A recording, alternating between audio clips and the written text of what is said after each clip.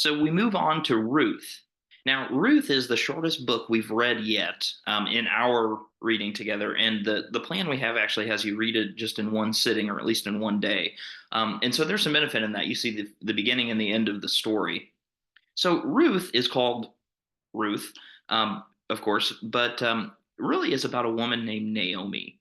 And uh, this story takes place during the time of the Judges. So we've just read the Judges. It's a time when there was no king in Israel. That's repeated several times. And Judges is sort of the overview of this time when when God's people, the Israelites, are um, they're in the land, but they're sort of scattered tribes about. There's no central government, so to speak. And so Judges gives us a like a zoomed in view a couple of times, but really it's about the whole story, sort of the 40,000 foot view. So if that's Judges, then the book of Ruth is an extended story about one particular family in that time. So you might call it like a an addendum to Judges or an epilogue, uh, something like that. That's kind of where Ruth is situated. So the story goes like this: there's a famine, and there's a woman named Naomi, and it this famine drives she and her family out to Moab. Now, the people in Moab, the Moabites, were um, not exactly viewed as good people by the Israelites. In fact, there's scripture in the Torah that says, "Don't associate with Moabites." Right? Don't welcome the Moabites. Certainly, don't marry with the Moabites.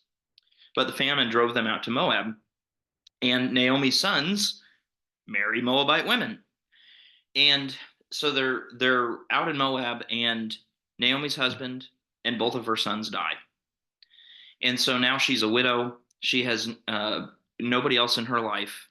And she returns to Bethlehem, which is her own hometown, and she's destitute. An older woman like this has no ability to go get a job in in that world. She's bitter, she's angry, and she just feels empty. And you can understand why she would. And so she's heading back to Bethlehem, and her daughter-in-law, the Moabite, Ruth, tags along. Says, I'm not going to let you go along. There's that famous line that says, "Where you go, I will go."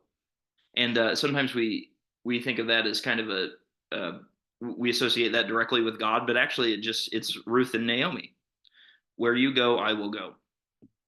And so Ruth comes back with her and supports her and helps her, and it is sort of her right hand woman, and helps Naomi to live out the rest of her years well, with some dignity, with some family, even though this family is Moabite daughter-in-law. And so Ruth is sort of this, you might think of her as an admirable character from this ethnic group that's despised by Israelite tradition. So the obvious parallel here would be in the Gospels, the story of the Good Samaritan, the guy who, unlike the priest and the Levite, stopped to help the man who was bleeding on the side of the road. Samaritans were not viewed highly by Jews, but similarly to Moabites here in the Old Testament. So Ruth is sort of that kind of a figure in the Old Testament, which is sort of butts heads a little bit with this tradition of don't marry the Moabites, and the Moabites are bad, right? Don't welcome the Moabites. And so we hold all that in tension from one book to another of the Old Testament. And the story ends by Ruth giving birth to Obed, who would be the grandfather of King David and ultimately an ancestor of Jesus. Jesus comes from the Moabites eventually, this group that is not supposed to be up to any good. And so there's this theme of redemption then in Ruth, that Naomi is given redemption. Ruth is the redeemer, uh, and the big picture, the Hebrew people are redeemed through Ruth, who was a Moabite. So these two words, redemption and redeemer, Gaal and Goel, respectively. They're used more than 20 times in the 85 verses of this book. And if you read the English translation or you listen to the English translation, you're probably not going to see redemption or redeemer 20 plus times, but it's because it's not translated super easily from the Hebrew, but it's there. And if you think about Ruth and Naomi, um, is this a we've asked this question of several Old Testament books. Is this a historically accurate story? I think it's totally possible that it is. In fact, I bet it is, in one way or another. And it might not just be Ruth and Naomi, but this kind of thing you can imagine might have happened to all sorts of people, right? And you just change the names, and the